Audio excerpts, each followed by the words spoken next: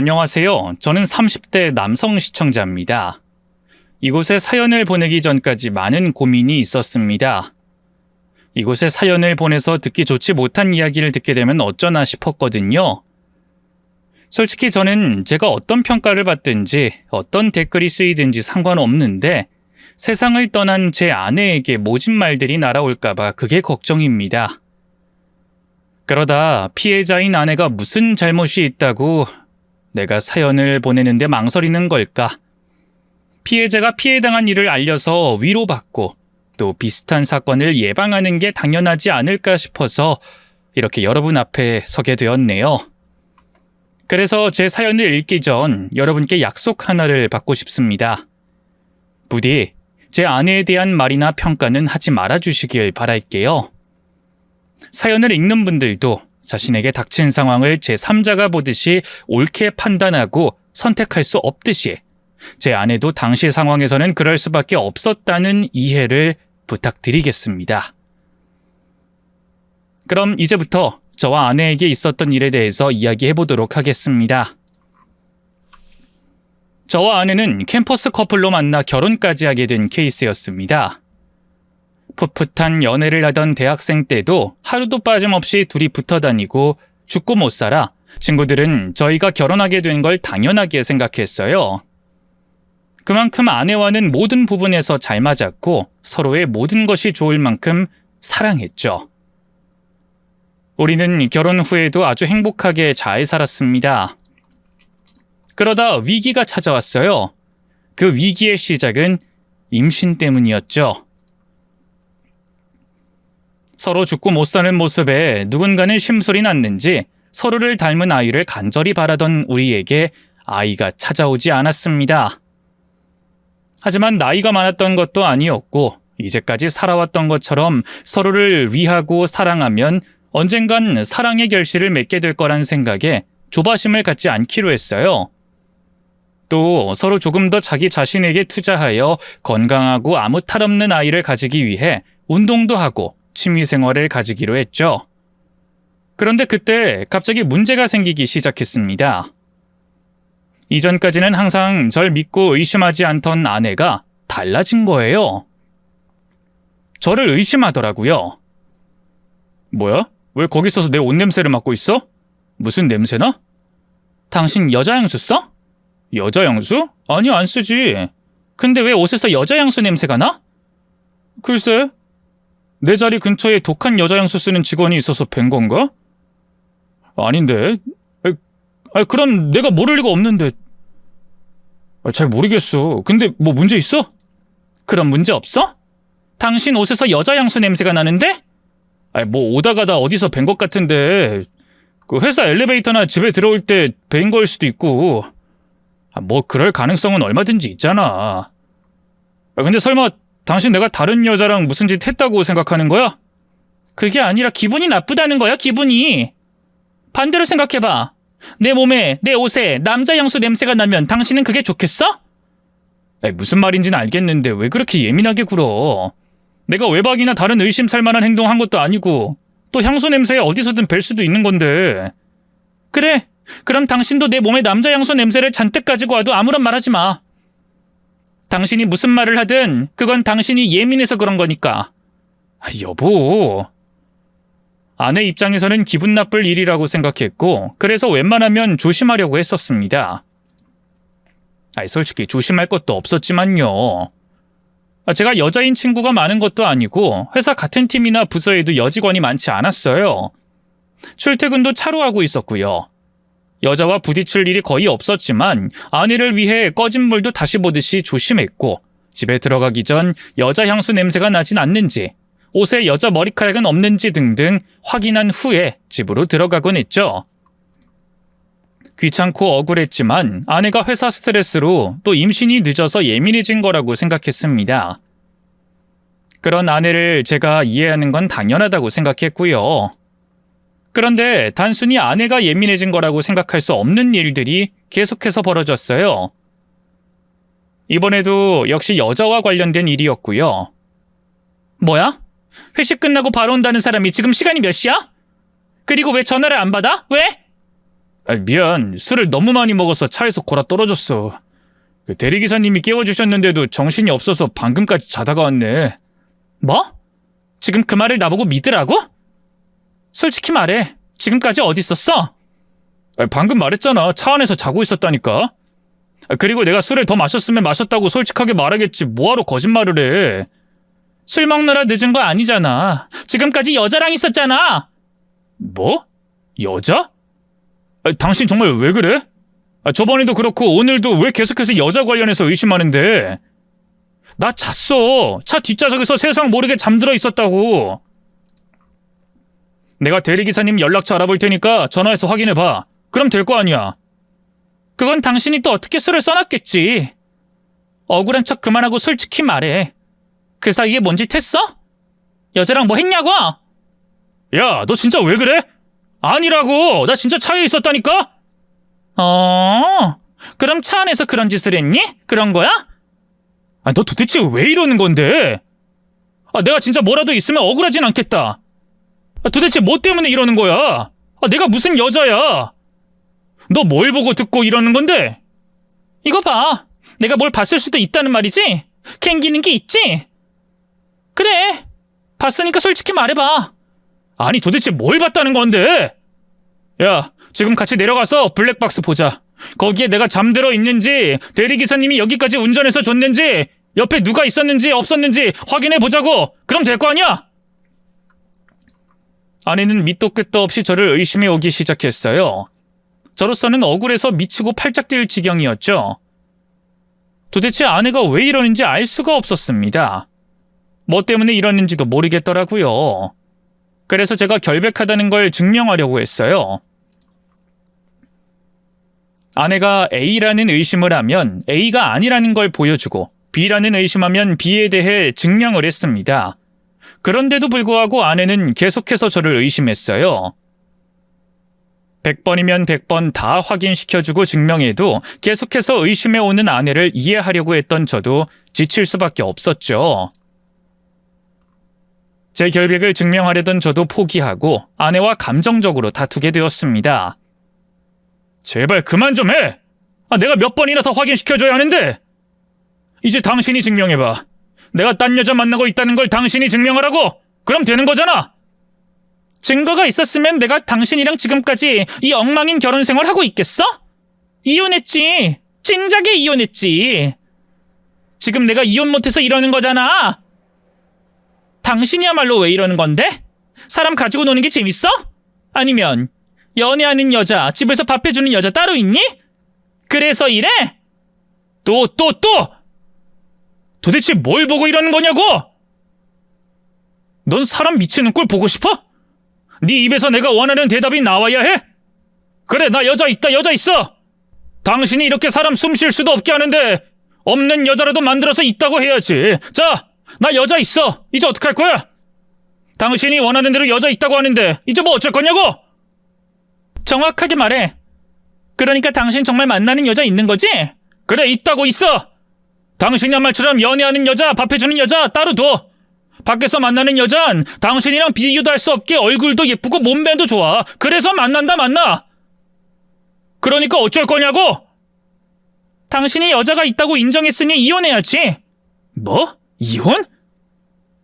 너 결국 네 입에서 이혼하자는 말하고 싶어서 이제까지 이렇게 했던 거야? 너한테 시달려서 아무 여자나 만나라고 없는 여자라도 만들어서 이혼하려고 이런 거냐고? 그런 거면 처음부터 솔직하게 말하지 그랬어. 그랬으면 나도 덜 지치고 이혼 도장 찍어줬을 거 아니야. 아무리 결백하다고 말해도 증명해도 믿어주지 않고 계속해서 의심하는 아내에게 너무 지쳤는지 저를 주체하지 못하고 폭발해버렸습니다. 그땐 저도 아내에 대한 실망이 커서 그런지 하지 않았어야 하는 말을 계속해서 뱉었어요. 더 큰 불신과 불화만 생기게 되는 못된 말들을 말이죠. 그럼 아내는 자기 의심이 확신이 되어 더 저를 자극하는 말을 했고 또 저는 그 말에 더 막말을 뱉었습니다. 결국 우리 사이는 다시 예전으로 돌아가기 힘든 상황까지 다다르게 되었어요. 끝까지 갔던 그 상황에서는 제가 뱉었던 말에 후회하고 다시 결백을 증명해도 아내가 그동안 근거 없는 의심과 불안이었다고 인정해도 해결되지 않았을 겁니다. 우리에게 남은 해결 방법은 이혼뿐이었고 우리는 그렇게 헤어지게 되었어요. 아내와 이혼 이후에는 혼자서 살며 한동안 주변 지인들과 연락을 끊게 되었고요. 아내와 어릴 때부터 만나 다들 우리 두 사람 사이에 대해서 너무 잘 알았기에 지인들도 그만큼 충격이 클 거라고 생각했습니다. 굳이 제 앞에서 얘기하진 않겠지만 한동안은 지인들 입에서 저와 아내가 오르내릴 거라고 생각했어요. 그런 상황에서 지인들 얼굴을 마주하고 있는 건 굉장히 불편하고 민망해 제가 피한 거죠. 그러다 1년 정도 지나고 슬슬 다시금 지인들과 연락을 주고받으며 지냈는데 가깝게 지내던 한 친구가 통 연락이 되지 않는 거예요. 아내와 이혼하기 전까지 제 힘든 상황을 들어주고 조언해주던 친구가 말이죠. 혹시 그 사이 무슨 안 좋은 일이 생긴 건 아닌가 싶어서 걱정하고 있었는데 그로부터 6개월 뒤 놀라운 이야기를 듣게 되었습니다. 야, 주호야, 민성이 있잖아. 걔 왜 연락이 안 되냐? 다른 애들도 다들 연락 안 된다고 하던데 넌 몰라? 민성이? 너 민성이랑 같은 회사 다니는 거 아니었어? 그럼 뭐라도 알 거 아니야. 혹시 민성이 진짜 무슨 일 있는 거 아니냐? 난 그래도 잘 살게 했거니 나처럼 무슨 사정이 있어서 잠시 연락 피한다고 생각했는데 어디 아프거나 문제 있는 거 아니야? 이거 한번 찾아가 봐야 하나? 야, 그 민성이 아무 일도 없어. 그러니까 그냥 놔둬. 너 반응이 왜 그래? 너 민성이에 대해서 뭐 알고 있어? 아니, 모르는데. 모르긴 아는 눈치인데. 뭔데? 뭐길래 이렇게까지 긴장하고 그래? 무슨 일 있는 건 확실한 것 같고. 내가 너희 회사로 찾아가면 민성이 볼 수 있냐? 내가 직접 찾아가서 확인해야 하냐? 야, 가지 말라니까. 장훈아, 내 말 듣고 놀라지 마라. 그리고 이상한 행동하지 말고. 민성이 결혼한다. 그래? 잘 됐네. 근데 넌 왜 기쁜 소식을 가지고 난리야? 근데 민성이가 결혼하는 사람이 그 사람이 네 전처야. 뭐? 전처? 성훈이? 성훈이가 민성이랑 결혼한다고? 제 친구 녀석이 제 아내였던 사람과 결혼한다고 하더라고요. 그래서 제가 연락을 다시 했을 때 무시했던 거였어요. 놀랍고 기분이 좋진 않은데 이게 기분 안 좋아야 하는 게 맞나 싶어서 화를 못 내겠더라고요. 제 아내였지만 이미 끝난 사이였고 또 얘기를 들어보니 저와 이혼하고 난 이후에 서로 만났다고 했어요. 친구의 아내였던 여자를 남편의 친구였던 남자를 만나고 결혼한다는 건 저 개인적으로 기분 더럽고 도리가 아니지 않나 싶었지만 그게 또 사회적으로 용납 안 되거나 이해받을 수 없는 일도 아니니까요. 기분은 더러웠지만 제가 어떻게 할 수 있는 것도 아니라 최대한 말 꺼내지 않고 기억해내지 않으려고 했습니다. 어차피 이혼한 아내와 다시 만날 일은 없을 거고 친구 민성이 역시 저를 피하고 있으니 그 당시 서로를 보지 않았던 것처럼 서로 남보다 못한 사이가 되어 영원히 마주치지 않으면 된다고 생각했어요. 저도 제 인생 다시 잘 살면 되는 거라고 생각했죠. 그때부터 취미도 늘리고 더 활동적으로 사람들과 어울리고 일도 열심히 하면서 지냈습니다. 그렇게 지내다 보니 자연스럽게 아내와의 이혼도 있고 친구 녀석에 대한 원망도 희미해졌어요. 저도 새로운 인연을 만나 연애하고 있었고요. 그러다 아주 우연히 한 모임에서 제 아내와 결혼한 친구 녀석과 마주치게 됐죠. 저나 그 친구도 그렇고 모임에 있던 다른 친구들 역시 우리 두 사람이 한 공간에 있어서 좋을 게 없으니 제가 자리를 일어서려고 했는데 그때 저는 아내와 친구에 대한 감정을 싹 다 정리했었나 봐요. 저도 모르게 저나 그 친구나 자리를 뜰 이유가 없다는 생각이 들었죠. 그리고 우리 둘 때문에 다른 친구들이 눈치를 보는 것도 싫었습니다. 저는 제가 먼저 그 친구에게 다가가 인사를 건넸어요. 야, 민성아, 오랜만이다. 반갑다, 장훈아. 그러니까 나도 너 오랜만에 보니까 반갑네. 야, 우리 상황 너나 나나 또 애들이나 참 난감한 거 아는데 우리 이러지 말자. 나나 너나 무슨 죄를 지었냐? 문제되는 것도 없잖아. 나랑 성훈이 사이는 좀 그렇긴 하지만 우리 둘은 또 다르잖아. 우리 사이엔 문제 없잖아. 그럼 친구로서 피하지 말고 만나서 얘기하고 웃고 즐길 수 있어야지. 나 두 사람한테 아무런 감정 없어. 너도 들었을진 모르겠지만 나도 좋은 사람 만나고 있고. 그러니까 우리 이러지 말고 예전만큼은 아니지만 다시 편안하게 지내자. 어? 그래도 뭐 네가 싫다면 어쩔 수 없는데 난 괜찮다는 말 너한테 하고 싶었어. 어때? 넌 괜찮아? 친구 민성이는 그리 반기는 모습이 아니긴 했지만 그래도 싫다는 소리는 안 했어요. 저는 주변 친구들 때문이라도 더 오버하며 민성이와 관계를 회복한 척 행동했죠. 그리고 솔직한 마음으로 민성이와 예전처럼 지내고 싶은 마음도 있었습니다. 저에게 가장 가까운 친구 중 한 명이었으니까요.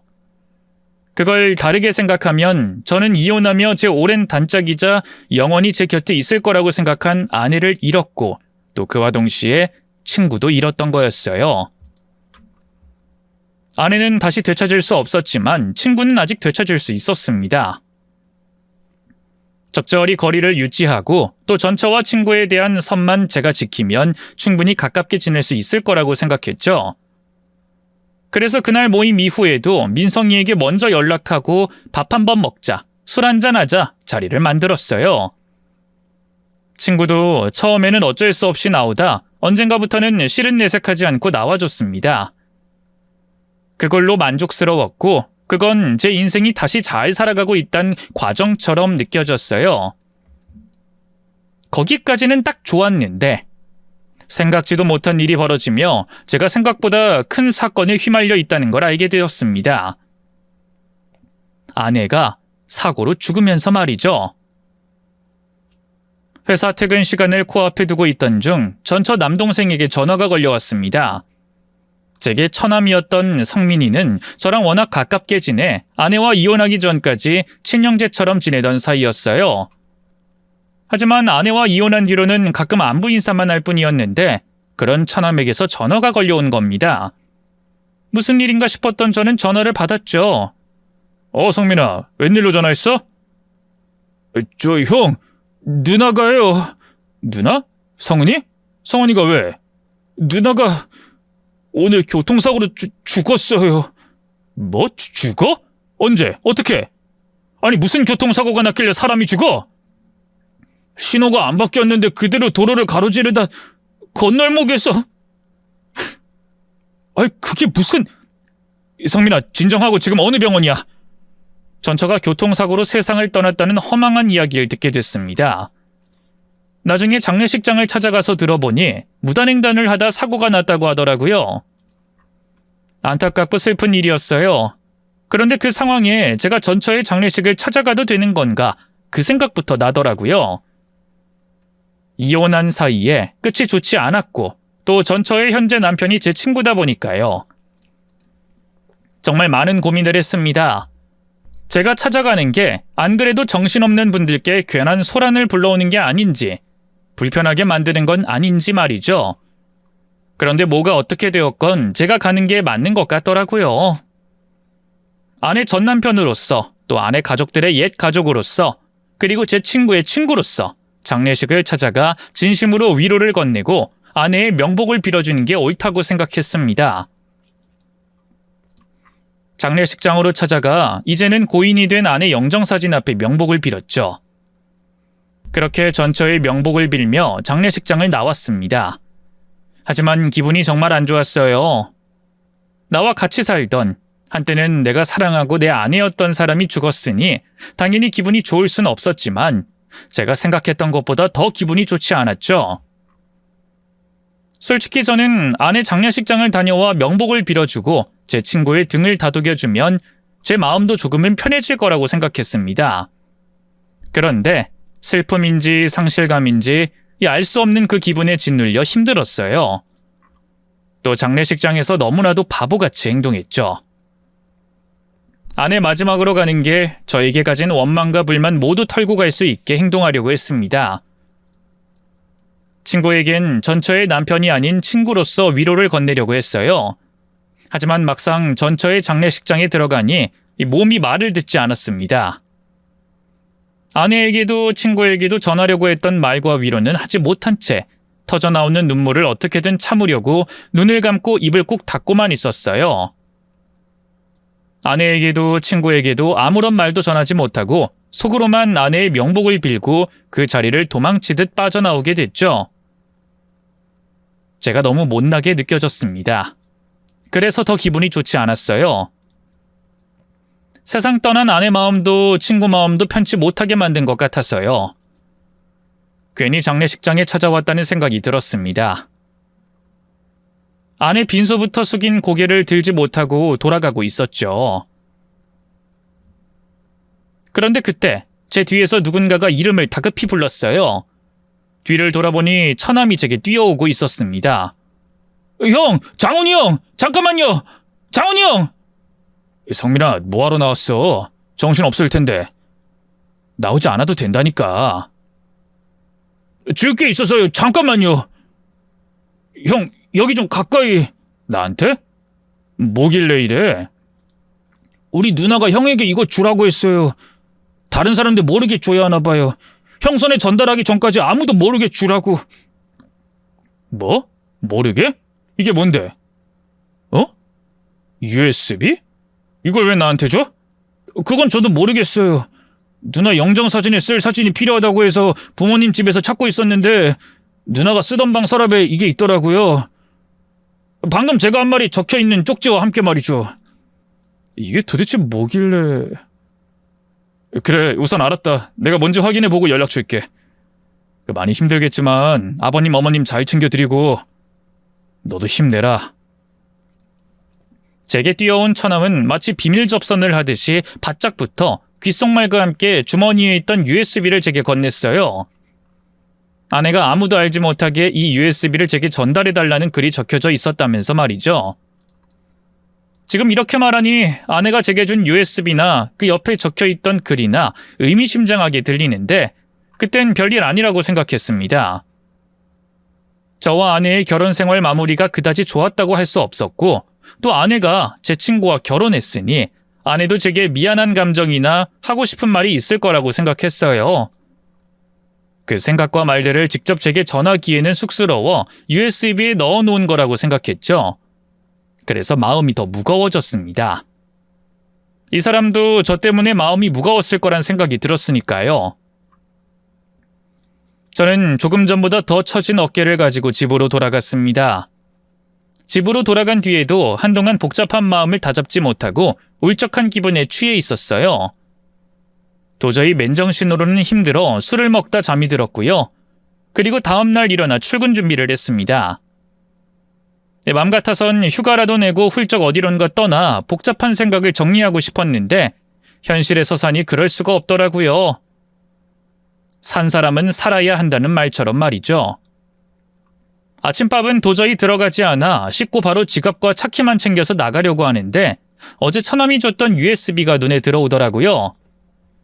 그 USB를 챙기려고 하다가 그냥 말았습니다. 도저히 볼 자신이 없어서요. 아내가 저를 원망하는 말을 적었을지 아니면 미안하다는 말을 적었을진 모르겠지만 어떤 글이 적혀있든 안 그래도 안 좋은 마음이 더 우울해질 것 같았어요. 마음이 진정되면 그때 USB 안에 뭐가 있는지 확인하려고 했죠. 그래서 USB를 뒤로 하고 집을 나와 엘리베이터를 타려고 했는데 순간 이상한 겁니다. 이 처남에게 들었던 내용이 말이에요. 분명 USB와 함께 저에게 전달해달라는 내용이 적혀 있었다고 했어요. 근데 그게 말이 안 됐어요. 아내는 분명 불의의 교통사고로 세상을 떠났는데 마치 자기 죽음을 예상했던 것처럼 제게 전달해달라는 내용을 적어놓은 겁니다. 그게 아니라면 그런 내용은 굳이 적을 필요가 없었어요. 자기가 직접 전달해도 됐고 우편이나 택배로 보내도 되었어요. 가족들에게 부탁하듯 그런 말을 남겨놓을 필요가 없었던 거죠. 거기다 다른 사람 몰래 제게 전달하라는 말도 이상했습니다. USB 안에 아내의 죽음과 관련이 되어 있거나 그와 필적하게 중요한 일이 들어있을 거라고 생각했어요. 저는 다시 집으로 들어가 USB를 잡아든 뒤 노트북을 켜고 안의 내용을 확인했죠. 그리고 그 안에 들어있던 파일을 켜자마자 회사에 전화를 걸어 출근을 못하겠다고 했습니다. 아내가 제게 남기고 처남이 제게 준 그 USB 안에 충격적인 사실들이 있었거든요. USB 안에는 저에게 사과로 시작하는 아내의 텍스트 파일, 그리고 굉장히 많은 동영상과 사진들이 있는 폴더가 있었습니다. 우선 텍스트 파일에는 제가 이제까지 몰랐던 일들이 적혀 있었어요. 아내가 갑자기 절 의심하기 시작한 이후부터 최근 겪고 있던 일까지 말이죠. 앞에서도 사과했지만 다시 한 번 더 당신에게 미안해. 내가 아는 당신은 내 잘못으로 한 이혼이라고 해도 당신을 자책할 거야. 근데 조금 더 자책하지 마. 우리가 이렇게 된 건 전부 내 탓이야. 내가 우리 관계를 망쳤어. 내 의심과 망상으로 말이지. 그리고 내 의심과 망상은 조민성 그 인간이 만들어낸 거야. 당신의 친구이자 지금은 내 남편인 조민성 말이야. 갑자기 이게 무슨 말인가 싶을 텐데 결론은 조민성이 내가 당신을 의심하게 만들었고 또 우리 두 사람 사이에서 교묘하게 이간질했다는 거야. 계획적으로 말이지. 내가 갑자기 당신을 의심했던 게 그 사람 때문이었거든. 우리가 임신으로 힘들어하다 희망 잃지 말자고 또 서로 조금 더 건강한 상태에서 아이를 가지라는 뜻으로 받아들이자고 각자 자기 관리 열심히 하자고 했잖아. 그때 그 사람이 나한테 연락이 와서 이상한 말을 했어. 당신이 술 먹다가 의미심장한 소리를 했다고. 술김이라 자기 역시 그 말이 진심인진 모르겠지만 당신이 나랑 결혼한 걸 후회한다는 소리를 했다는 거야. 남들은 그렇게 쉽게 하는 임신 왜 못하는 거냐면서 애를 못 낳으면 그게 무슨 소용이냐고. 도대체 자기를 만나기 전에 어떻게 하고 다녀서 애를 못 가지는 거냐고 말했다는 거야. 그럼 당신이 많이 힘들 거라면서 잘 좀 다독여 주래. 솔직히 그 말 믿지 않았어. 당신 그런 말을 할 사람이 아니니까.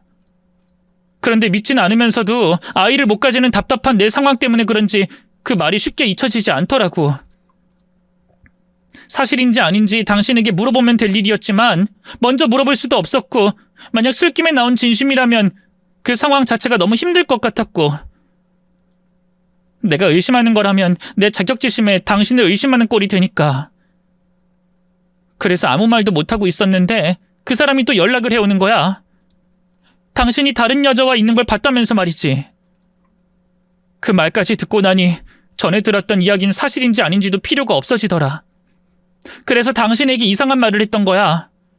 이제까지 뭘 하고 들어왔냐? 누구랑 있었냐? 옷에 밴 여자 향수는 뭐냐? 이건 나랑 먹은 적 없는데 누구랑 먹었냐는 등등. 지금 생각해보면 나도 왜 그렇게까지 했을까 생각하는데 그땐 임신으로 가졌던 스트레스와 자격지심 때문에 너무 불안했어. 내가 임신 못해서 결국 이렇게 버려진다는 생각에 말이지. 그리고 계속해서 당신을 의심하게 만드는 그 사람의 말들이 그 불안감을 더 증폭시켰고 아니, 말뿐이 아니었지. 그 사람이 증거를 보여주겠다면서 영상통화로 당신이 다른 여자와 함께 있는 모습을 보여주기도 했거든. 지금 생각해보면 아무것도 아닌 모습이었어. 거기 직원일 수도 있고 그 여자가 뭘 물어봤을 수도 있지. 근데 그땐 그게 그렇게 안 보였어. 그 모습을 보고 내 자격지심이 만든 망상을 더 깊이 만들 수밖에 없었다고. 그러다 참다 못한 당신도 폭발하게 되었고 우리가 이혼하게 된 건 내 잘못이야. 아무런 죄도 없는 당신을 바람피우는 남편으로 몰아넣어 우리 결혼 생활을 망치고 당신에게 나을 수 없는 상처를 준 내 잘못이자 내 죄. 그리고 그 이후로부터 내가 저지른 잘못에 대한 죄값을 내가 받게 돼. 그 사람과 결혼하게 되면서 말이지. 당신과 이혼하고 난 내 연민에 빠져 살았어.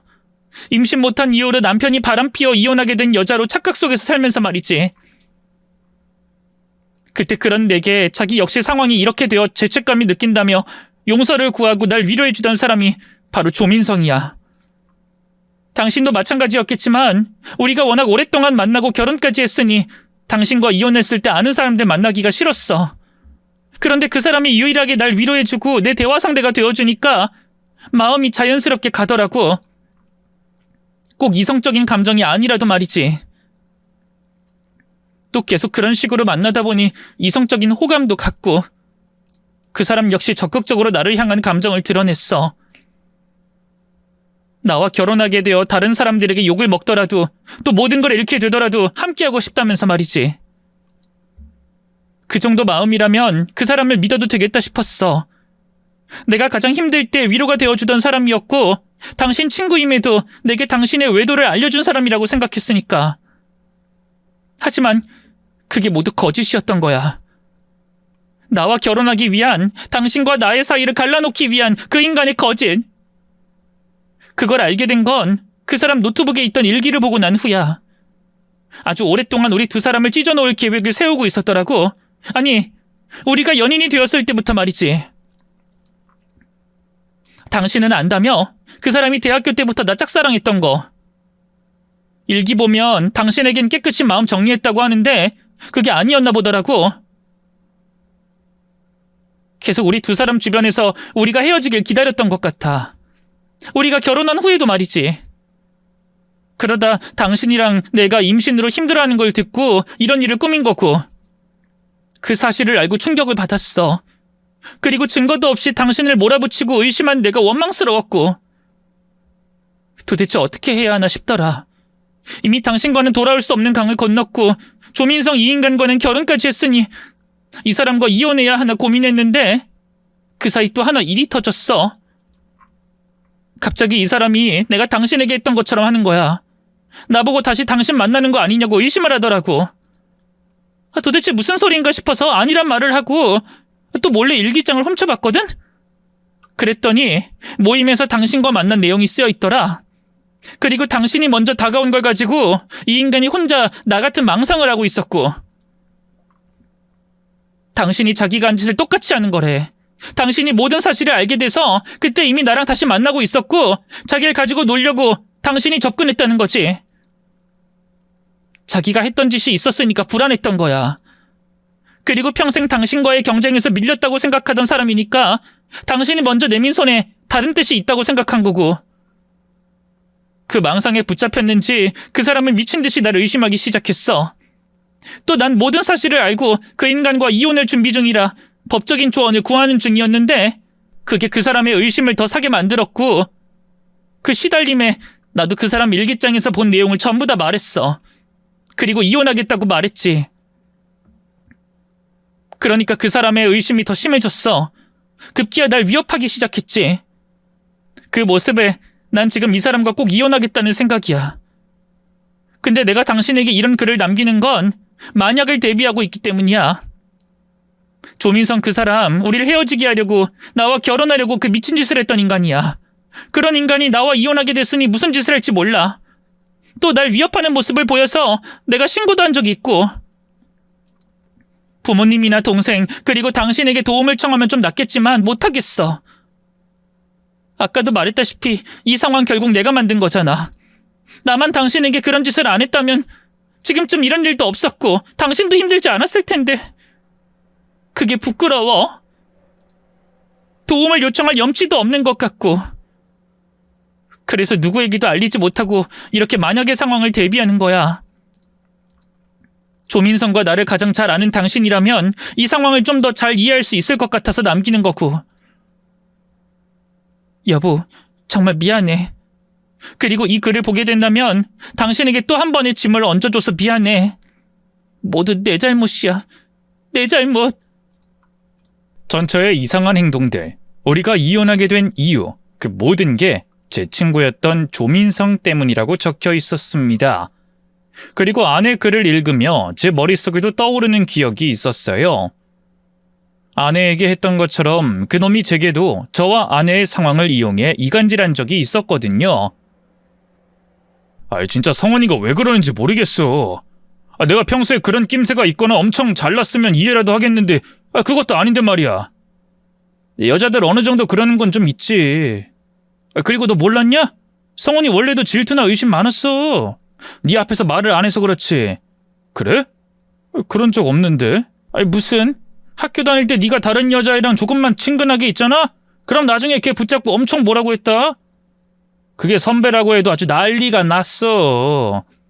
우리가 봤을 땐 그냥 동기끼리 선후배끼리 할 수 있는 대화나 장난인데도 불구하고. 근데 지금 너희 상황이 좀 그렇다고 보니 숨기고 있던 그게 네 앞에서도 나오는 거겠지. 그래? 내가 이제까지 성훈이에 대해서 모르는 게 있었나? 넌 좋은 면만 보고 싶은 면만 보니까 그렇지. 애들한테 물어봐라. 너희 연애할 때 주변 사람들이 얼마나 힘들었는지. 성훈이 그때도 다른 여자랑 너 의심하고 그랬어.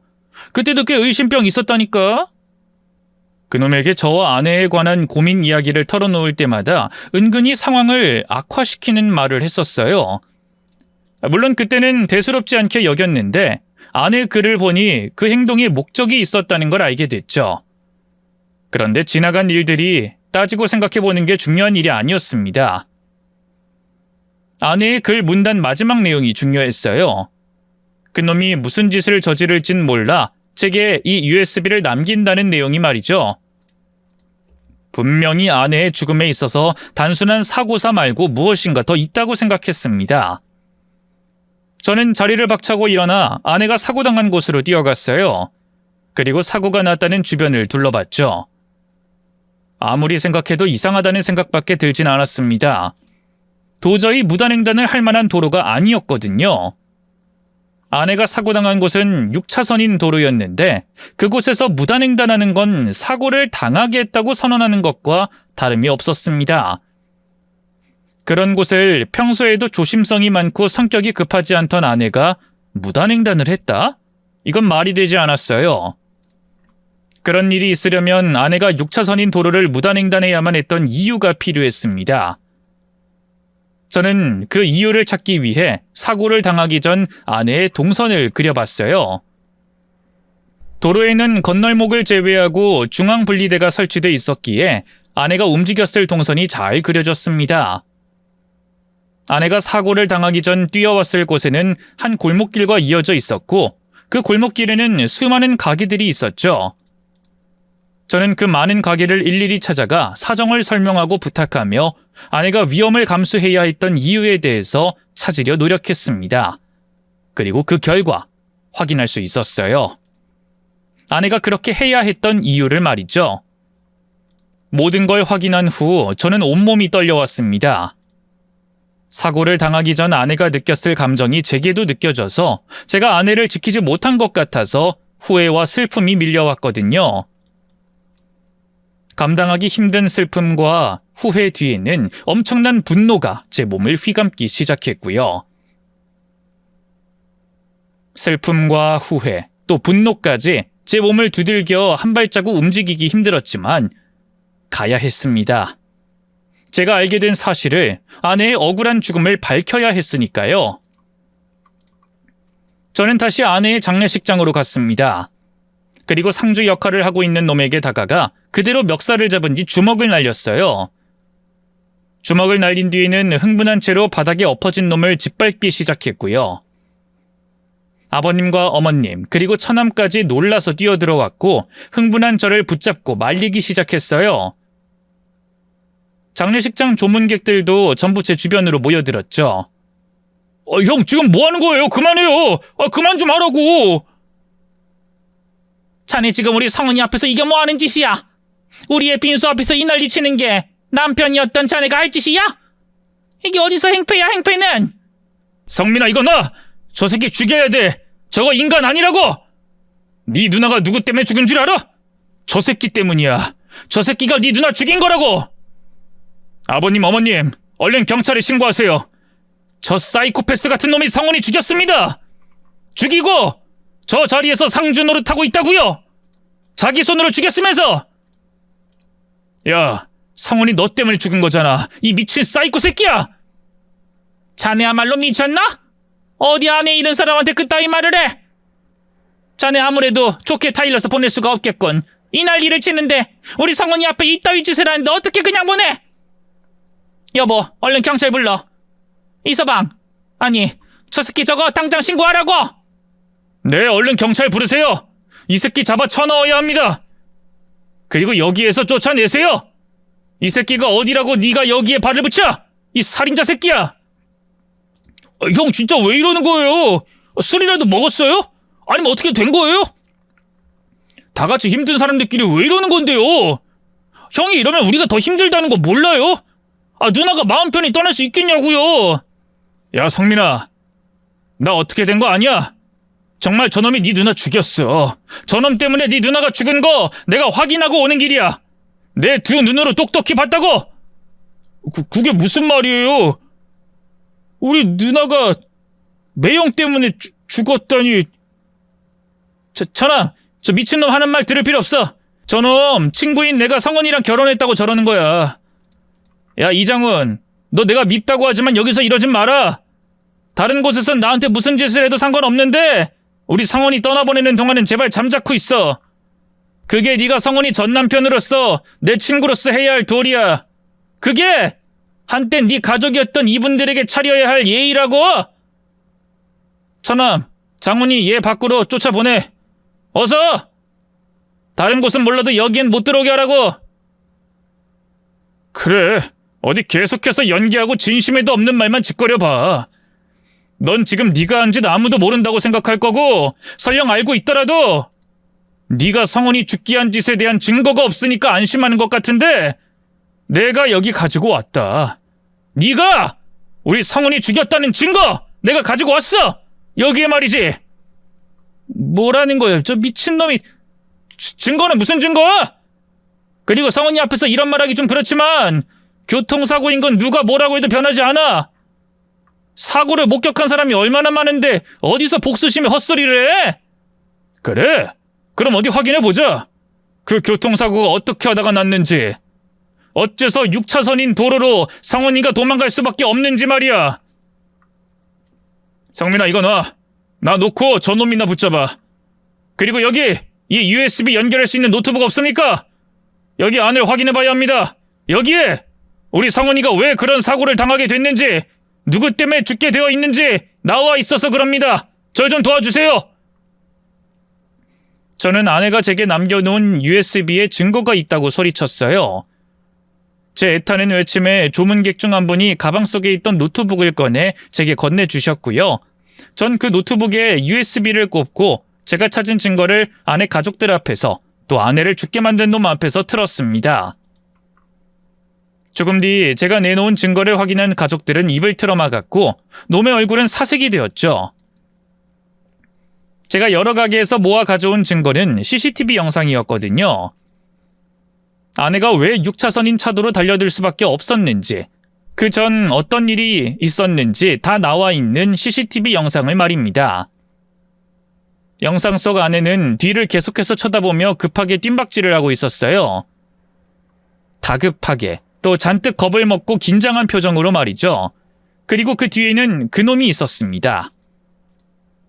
저와 아내를 갈라놓게 만들고 아내를 의심하던 조민성 그놈이 말이에요. 아내는 그놈을 피해 도망가고 있었고 그놈은 죽일 듯이 아내를 쫓고 있었습니다.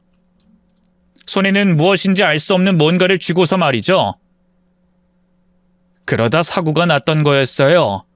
아내는 그놈을 피해 도망치다 사고가 난 거였죠. 하지만 그놈은 아내의 사고를 목격하자마자 골목 안으로 숨고 사라졌습니다. 그 이후 뻔뻔하게도 아내를 사고로 잃은 불쌍한 남편이 되어 빈소에서 연기를 하고 있었고요. 그런데 모든 게 밝혀진 그때도 놈은 뻔뻔하게 연기를 하고 있었죠. 뭐? 그래서 뭐? 저게 나라는 거야? 야, 저게 어떻게 봐서 나야? 얼굴이 제대로 보이지도 않구만. 남자가 CCTV에 찍히면 다 저렇게 보여. 이런 식으로 생사람 잡으면 어느 누가 범인이 안 되겠어? 그리고 저 영상 진짜는 맞아? 야, 이장훈, 너 지금 이거 조작한 거 아니야? 요즘 AI다 뭐다 해서 조작하는 거 쉽던데 복수심에 이상한 짓 한 거 아니냐고? 너 지금 그걸 변명이라고 하냐? 경찰 오면 이거 보여주고 네 통신사 위치 파악하고 수사해서 더 좋은 화질에 네가 찍혀있으면 그땐 어떻게 하려고? 무슨 변명하려고? 네가 성훈이 죽인 거 맞잖아. 여기에 네가 성훈이 뒤쫓아서 겁먹은 성훈이가 도로로 뛰어가는 게 나오잖아. 무슨 소리야? 그리고 내가 성훈이를 왜 쫓아? 성훈이 남편인 내게서 왜 도망치고? 미친놈, 말이 되는 소리를 해야 듣고 있지. 너 당장 꺼져.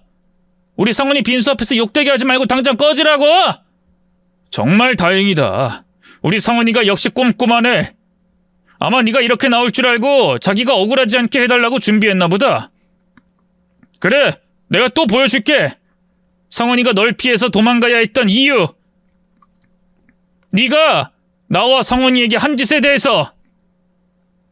저는 그 영상을 보고 또 저와 민성이 사이에서 무엇이 진실인지 혼란스러워하는 아내 가족들에게 아내가 제게 남긴 텍스트 파일과 증거 영상 그리고 사진을 보여줬습니다. 주먹구구식으로 변명하던 그놈도 그걸 보게 되었고요. 가족들은 분노했어요. 성은이가 당한 일과 죽게 된 이유에 대해서 말이죠. 그걸 눈치챈 놈은 도망치려고 했습니다. 전 그런 놈을 죽기 살기로 붙잡고 늘어졌고요. 어딜 가 이 살인자 새끼! 어디 변명해봐. 영상 속 사람이 네가 아니라고! 우리 성은이가 너한테 도망치는 게 아니라 말해보라고! 나 네가 어떤 변명을 하든 그에 대한 증거 찾아낼 거다. 경찰이 증거로 부족하다고 해도 내가 꼭 찾아낼 거야. 네가 우리 성은이 괴롭히고 너 때문에 죽게 된 거라는 걸 꼭 밝힐 거라고! 그래서 우리 성은이 그나마 덜 억울하게 해줄 거야. 알아? 야, 이거 놔! 이거 놓으라고! 아이! 전부 너 때문에! 너만 없었어도 이런 일 없었어! 성은이와 어울리지 않은 네가 우리 사이에 끼어들지 않았어도 나랑 성은이 행복했을 거라고. 전부 너 때문이야. 내가 아니라 너 때문에 성은이가 죽은 거야! 네가 죽인 거라고! 제 손에 잡혀 도망칠 수 없었던 놈은 미치기라도 했는지 성은이의 죽음이 제 탓이라는 말을 했어요. 그리고 경찰이 올 때까지 온몸을 비틀고 빠져나가려고 발버둥을 쳤습니다.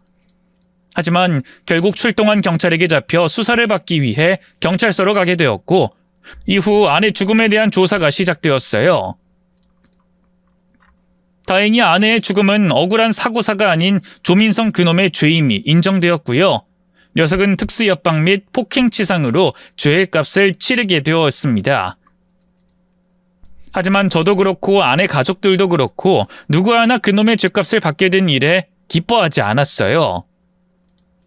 다들 이런 일이 발생하기 전 막지 못한 데 있어서 자신들에게 책임이 있다고 생각해 자책하고 슬퍼했죠. 지금도 각자 다른 그 자책이 이어지는 중이고요. 특히 저는 정말 많은 후회를 하고 있는 중입니다. 아내가 저를 의심했을 때 왜 좀 더 이해하지 못했는지, 또 아내의 의심이 중요한 게 아니라 그렇게 된 이유가 무엇인지 찾거나 알지 못한 데 많은 후회를 해요. 또 어떤 상황에서도 감정적인 말은 하지 않아야 했는데 조민성 그놈을 만난 자리에서 먼저 다가가는 게 아니었는데 그런 후회도 합니다. 그때 제가 그런 선택들을 하지 않았다면 비록 아내와 제가 다시 예전의 모습으로 돌아갈 수 없다고 해도 여전히 아내는 이곳에서 살아가고 있었을 테니까요. 아내가 이 세상에 없다는 게 가장 슬프고 또 돕지 못해 후회가 되네요. 부디 제 글을 읽는 분들께서는 배우자 간에 어떤 다툼이 있어도 슬기롭게 또 이해심 많게 해결하시길 바랍니다. 그리고 그 전에 서로의 감정에 대해서 항상 솔직하고 이야기를 많이 하면 좋겠어요. 이 자격지심이라는 게 생기지 않게, 생기더라도 서로가 서로를 이해하며 잘 다스릴 수 있게 되어 저와 아내가 겪은 일이 발생하지 않기 위해 말이죠. 또 사랑하는 사람과 보내는 하루하루가 마지막이라는 생각으로 잘해주십시오. 그럼 이해 못할 일은 없다고 생각이 드네요. 저처럼 후회해도 소용없는 상황을 맞이하지 마시고요. 그럼 저는 이만 글을 마치고 인사드리겠습니다. 읽어주셔서 감사드려요. 안녕히 계세요.